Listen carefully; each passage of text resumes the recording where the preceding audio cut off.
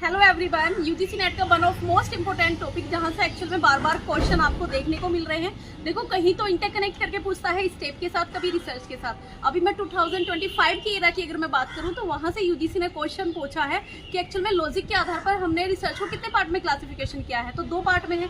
First है आपका inductive method, second है आपका डिडक्टिव मेथड। तो आज के कॉन्सेप्ट के आधार पर मैं कंप्लीट रूप से आपका इंडक्टिव मेथड कंप्लीट कराऊंगी। तो इंडक्टिव मेथड जो है एक्चुअल में सबसे पहले देखना है कि टाइप किसका है। तो ये क्वालिटेटिव मेथड का एक टाइप है और इंडक्टिव मेथड को हम जब लगाते हैं then researcher does not know anything about before the data collection. Actual में रिसर्चर को कुछ नहीं पता होता है, इसलिए अनप्लान्ड है, अनस्ट्रक्चर्ड है और इसमें हम डिस्कवर मेथड लगाते हैं।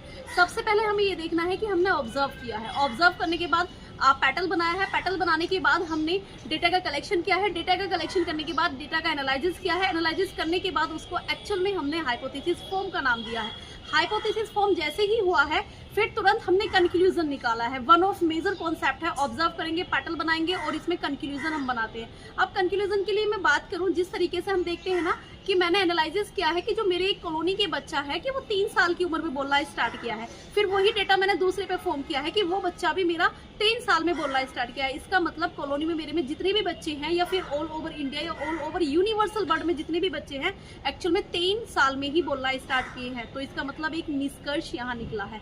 इसलिए मेजर कीवर्ड आपको बहुत अच्छी तरीके से इंटरकनेक्ट करना है, क्योंकि यूजीसी क्वेश्चन वहीं से पूछता है। अगर मैं बात करूँ थोड़ा सा और इंटरकनेक्ट करके, ये आपका एक्चुअल में स्पेसिफिक टू जनरल चलता है, बॉटम अप टू अप्रोच चलता है, एम होता है